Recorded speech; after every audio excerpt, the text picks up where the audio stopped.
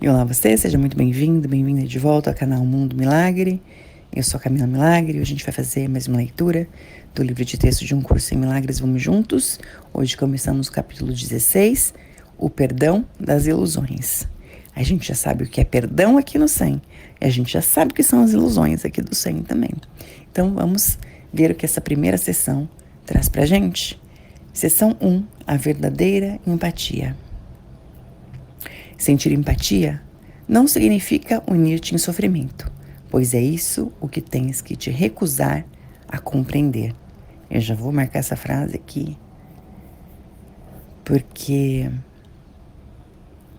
para quem está entrando pela primeira vez, para quem vai desafiar essa energia da empatia pela primeira vez, hoje aqui pelo texto,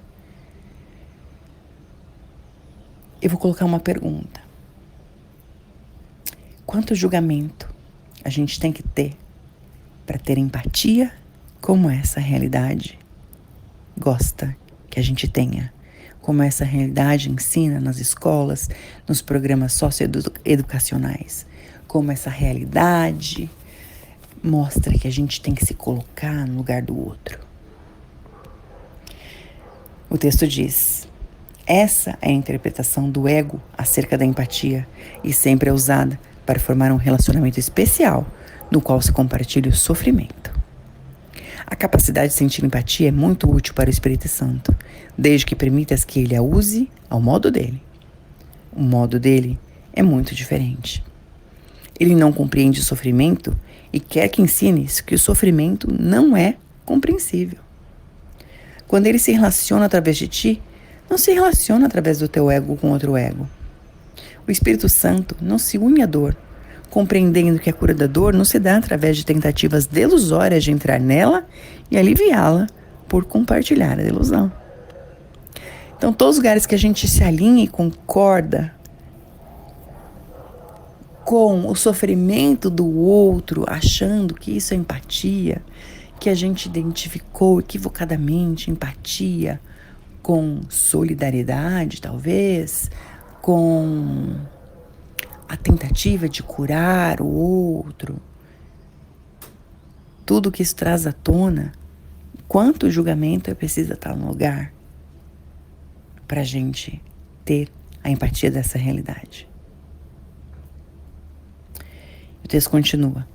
A prova mais clara de que empatia, como o ego a usa, é destrutiva, está no fato de que só é aplicada a determinados tipos de problemas e a determinados tipos de pessoas.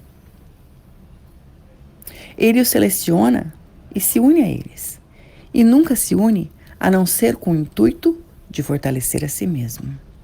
Olha, eu estou aqui nesse lugar, e do meu lugar, muito majestoso, muito superior, eu vejo o seu sofrimento. Será que é isso? Tendo se identificado, o texto continua, né? Será que isso é o do ego? E o texto continua. Tendo se identificado com aquilo que pensa e que compreende, o ego vê a si mesmo e quer aumentar a si mesmo, compartilhando o que é como ele. Não cometas nenhum equívoco acerca dessa manobra. Sempre que o ego sente empatia, o faz para enfraquecer. E enfraquecer é sempre atacar. Tu não conheces o significado de empatia. Entretanto, de uma coisa podes estar certo. Se apenas te sentares serenamente à parte e deixares que o Espírito Santo se relacione através de ti, terás empatia com força e ganharás em força, não em fraqueza. A tua parte é apenas a de lembrar-te disto. Não queres que nada do que valorizas venha a ti através de um relacionamento. Não escolhes feri-lo nem curá-lo ao teu próprio modo. Não sabes o que é a cura. Tudo que aprendeste acerca da empatia vem do passado. E não há nada do passado que queiras compartilhar, pois não há nada do passado que queiras guardar. Não uses a empatia para fazer com que o passado seja real e assim perpetuá-lo. Deixa-te ficar gentilmente de lado e permite que a cura seja realizada para ti. Mantenha em mente apenas um único pensamento e não percas de vista, por mais que sejas tentado a julgar uma situação qualquer e a determinar a tua reação por julgá-la. Concentra tua mente apenas nisto e lave a ferramenta. Toda vez que você se sentir tentado a se colocar no lugar do outro para compartilhar o sofrimento, de forma que isso se torna um ataque, uma fraqueza e não uma força, concentre a tua mente apenas nisto. Eu não estou só e não iria impor o passado a meu hóspede. Eu o convidei e ele está aqui. Eu não preciso fazer nada, exceto não interferir. Interessante, né? Que aqui foi traduzido como hóspede, mas anteriormente a gente falou muito de anfitrião, né? Então, se eu estou impondo o passado ao meu anfitrião, o Espírito Santo, o Espírito Santo é meu hóspede, e eu o convidei e ele está aqui, como seria eu não interferir? Eu sou anfitrião. Por que eu vou fazer isso com meu hóspede?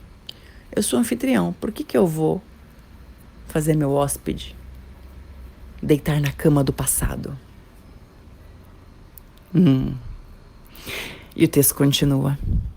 A verdadeira empatia é daquele que tem o conhecimento do que ela é. Aprenderás a interpretação dele, da empatia dele, se permitires que ele use a tua capacidade para a força e não para a fraqueza. Ele não irá abandonar-te, mas certifica-te de que tu não o abandonarás. A humildade é força apenas neste sentido: reconhecer e aceitar o fato de que tu não sabes. É reconhecer e aceitar o fato de que ele sabe. Não está certo do que ele fará a parte dele, porque nunca fizeste até agora a tua completamente. Não podes saber como responder ao que não compreendes.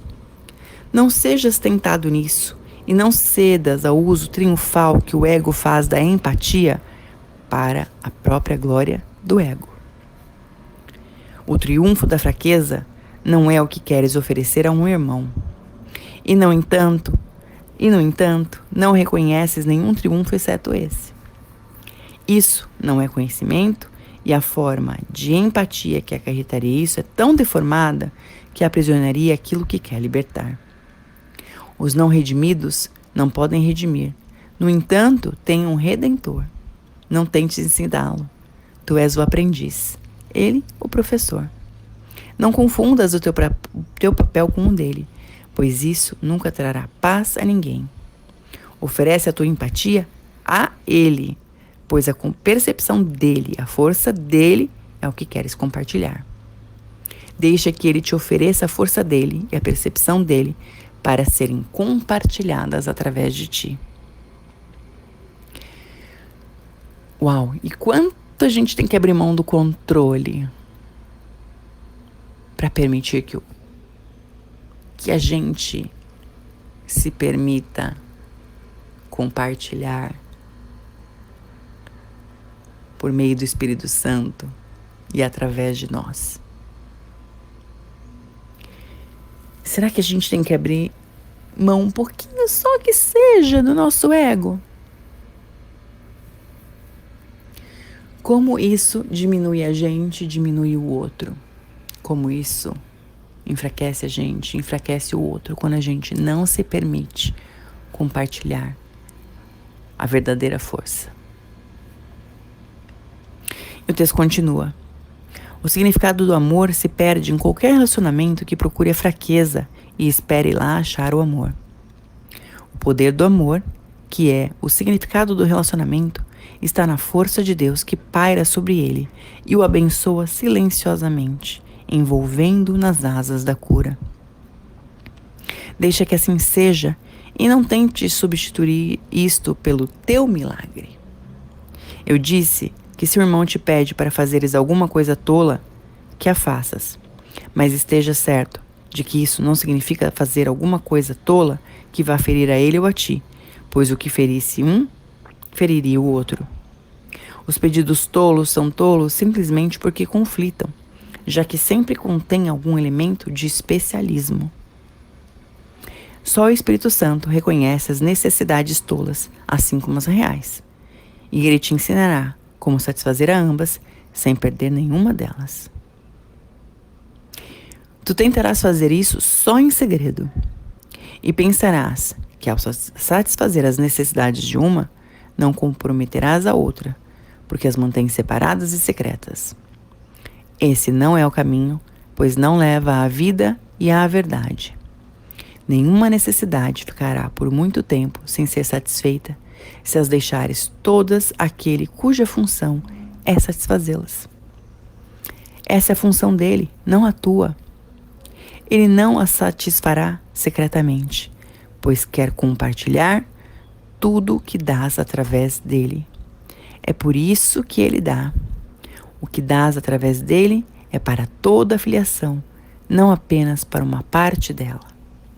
Deixa a ele a função que lhe pertence, pois ele a cumprirá se apenas lhe pedires que entre em teus relacionamentos e os abençoe para ti.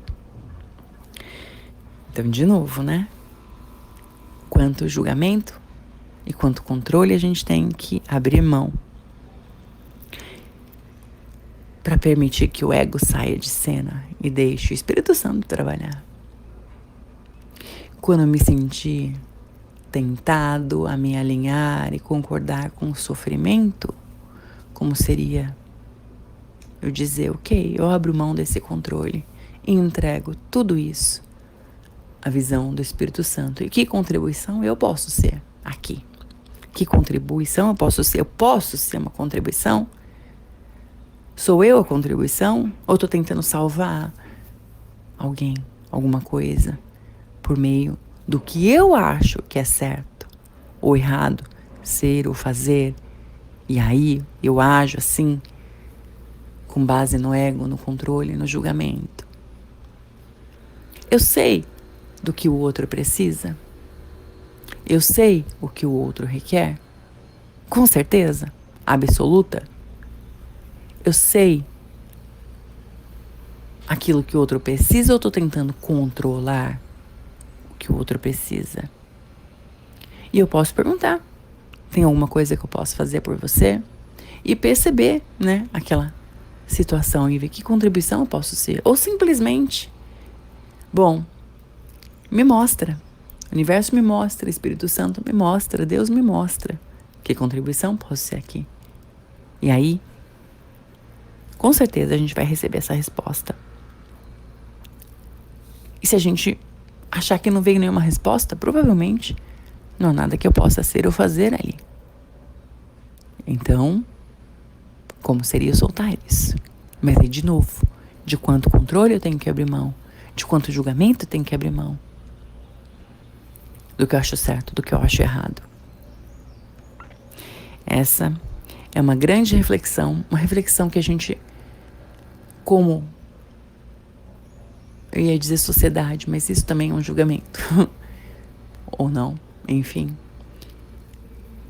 Quanto a gente pode receber dessa energia de empatia sob uma nova perspectiva que realmente vai contribuir para o outro e para a gente, e não trancar nós e os outros no nosso julgamento, no nosso controle, no nosso ego.